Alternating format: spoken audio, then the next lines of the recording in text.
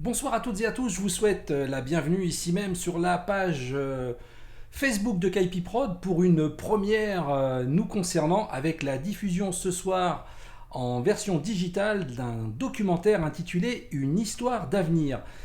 Je suis accompagné pour la soirée de mon ami qui n'est malheureusement pas présent avec moi dans les conditions que vous le savez tous avec le confinement.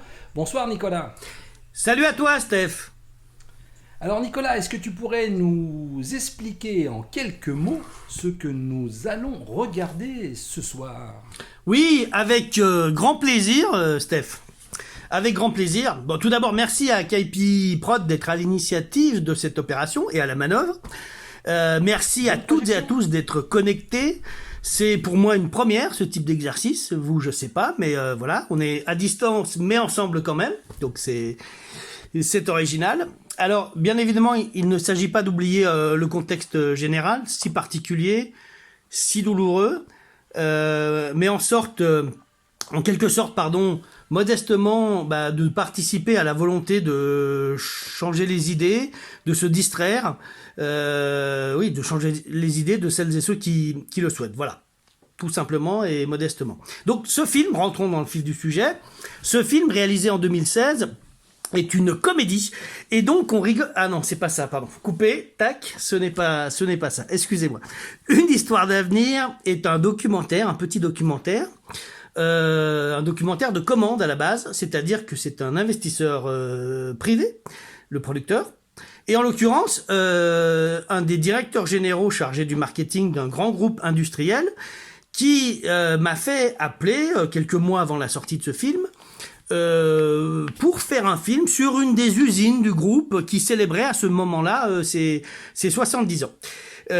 Donc, puisque c'était l'assistante de ce monsieur, j'ai répondu que je ne faisais pas, ou plus exactement, que je ne faisais plus de films strictement publicitaires à ce moment-là, et que j'étais pas la bonne personne, et que voilà, j'aimais m'orienter vers d'autres contacts pour tout vous raconter.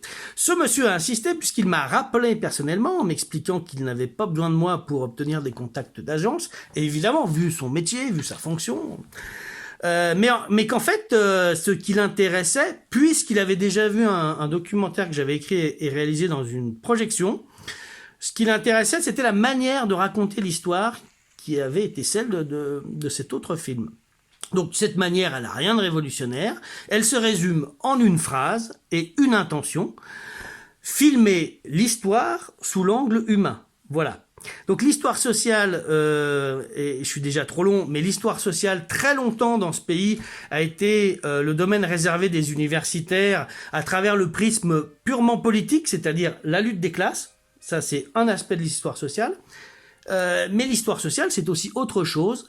C'est mettre un coup de projecteur, un zoom, un instant donné, sur les anonymes, sur des témoins dont les noms ne sont pas dans les ouvrages ou les livres historiques, sur des acteurs dont on ne parle pas et qui ont participé à des projets collectifs, qu'ils soient d'ordre associatif, culturel, industriels, économiques, et qui, quelque part, construisent et façonnent le patrimoine d'une région, d'un pays, d'un territoire. C'est aussi ça, l'histoire sociale. Du moins, je fais partie, bien modestement, de ceux qui voient la chose comme ça.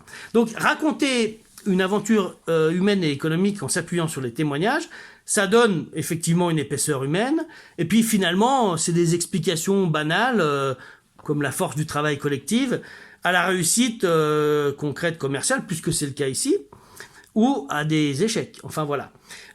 Et construire une histoire sur le témoignage, sur le propos, il y a tout le travail effectivement de la réalisation, des interviews, etc. Et puis il y a tout le travail du montage. Et là, je suis déjà trop long, mais je voudrais juste tirer mon chapeau à mon ami Stéphane, qui est un maestro dans ce domaine et qui déjà supporte le fait d'être enfermé avec moi durant des journées, voire des semaines, dans un studio. Enfin, supporte le fait. On ne sait pas lequel a le plus mauvais caractère, et ceux qui me connaissent savent pertinemment que ce n'est pas moi. Voilà, la parenthèse est fermée. Mais bravo à Stéphane, qui a un vrai talent et un vrai bon sens dans ce domaine, et je trouve qu'on forme un duo de choc, même si je ne lui ai jamais dit. C'est pas une déclaration d'amour, mais voilà, j'en profite pour saluer son travail. Donc voilà. Donc qu'est-ce que je voulais vous dire d'autre? Bah c'est fini en fait. Hein, voilà, c'est qu'on va aller dans le vif du sujet. C'est qu'évidemment, et vous le verrez dans ce film, une fois que la parole est libérée, puisque ça a été le cas, le cadre était fixé, mais il y a une liberté totale. Bah une fois que la parole est libérée, elle se valorise automatiquement. Enfin, du moins c'est notre point de vue. J'en ai déjà trop dit. Juste un tout petit message positif, constructif, qui j'espère est un message d'avenir. Une entreprise vit effectivement par des actionnaires, des moyens financiers, des ventes, profit ou perte, des machines, des produits, mais avant tout, elle vit grâce à une réalité humaine. Et dans les incertitudes à venir, il faudra sans doute se souvenir de cela. Voilà. Bon visionnage et surtout, prenez soin de vous. Bonne projection!